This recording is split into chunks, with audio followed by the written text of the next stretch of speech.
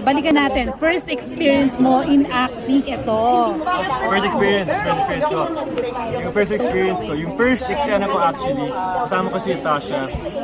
So medyo nagang yung loob ko kasi kasama ko yung kapatid ko. Diba? Pero syempre naman, with every first time, syempre may nervous. Everybody was looking for you. Buti naman, finished it, got through, then I got better na. Pero that was my first experience. Pero nag-sink in na ba sa'yo na artista ka na talaga dito sa The First Family? Actually, after the first taping day, pag-uwi ko, di ko talaga mag-guess na artista na ako. Kasi nag-act na ako, umarte na ako sa mga eksena. Diba? So, as in, di ko ma-believe talaga, as in, di ko ma-accept na, wow, like, nandito na ako, you know, umarte na ako sa mga eksena. May mga camera na, lahat. So, nanibago pa rin ako sa muna, pero super grateful talaga yung past. Bakit parang mas nauna sa'yo si Atasha? Si Tash? Oo. Kasi tinapos niya yung pag-aaral niya mas maaga. Kasi sa UK, is 3 years. Tapos sa eskwela ko, 4 dapat American. Oo, pero napapanood mo na si daddy mo before. May pressure ba na ma-compare ka sa kanya bilang aktor? Para sa akin kasi, wala naman compare. I don't want to compare talaga kasi my dad he's so great. He's full of life, diba? Larger than life type of character. Ako naman, like I'm just trying to learn also, and I know din individually I'm very different from my dad. But I don't want to necessarily compare. Even with Atasha, given her talent, and she's super talented talaga, but we still don't compare kasi at the end of the day, we're different talaga. Yes naman, pero it's inevitable kasi na since you're in showbiz na, meron talaga magsasabi pag nakita ka na anak ba to ni Aga, syempre makukompare. Ano yung mga nakikita nila kay Aga na makikita namin kay Andres? Unang-una yung height niya. Matangkad ka.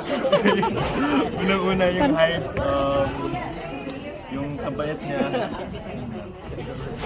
Ikaw ba umabot ka din sa point na you have to check kung paano yung naging journey ng parents mo sa showbiz? Yung story nila? Oo. Actually po, kasi tinatanong kami, we always ask our parents, yung mga stories nila dati. Sa industry, di ba? Sa mga shows, dati, di ba? Sa Okay Look, So we would ask about, how it was before, how it is now, and all. So we learn a lot about these stories.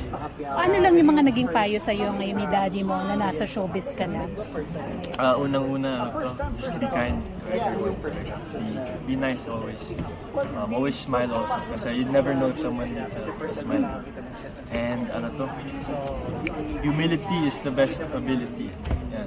That's what I always remember. So, When it comes to your love life, may mga payo ba si daddy mo? Kasi mas nagiging controversial yung artista pag may love life na. Love life? Ako na yun, wala akong love life. Wala. Pero binuking may crushes na kayo. Sino nagsabi? May nagsasabi po yun, kanina po yun. Si mami mo, may mga crushes ka ba sa showbiz? Meron naman, pero never kong sinabi naman, so... Why? Ha? Why? Bakit? Next time na lang. Pero alam ng crush mo na crush mo siya. No. Next time na lang. Pero how extra careful will you be when it comes to that love life? Kasi yun na nga Alam, pag nasa showbiz ka na. Oo, nasa showbiz ka pa.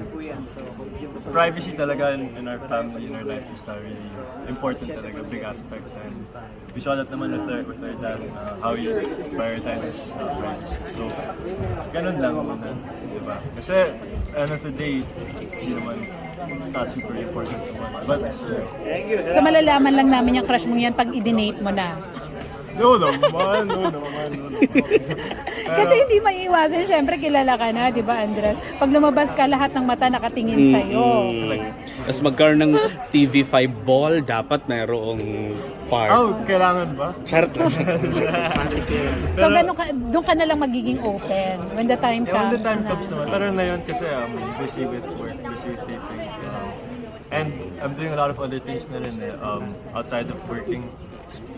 golf, basketball, so just busy lang pala. Kung hindi showbiz yung pinasok mo, ano sana yung gusto mo? Gusto ko, I want to have a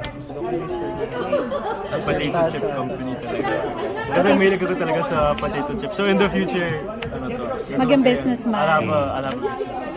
Oo. So ngayon, yung sweldo mo dito sa The First Family, ano yung balak mong i-invest or bilhin?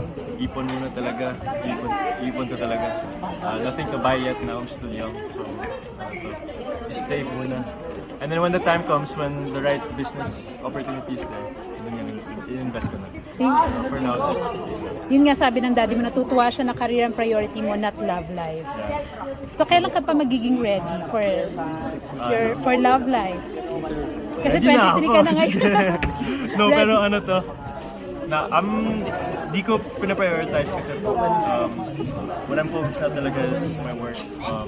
Other activities that I do. I'm always busy kasi now, so I don't feel like I have time to really, look for that. So, Okay, thank you, Andres. maraming salamat.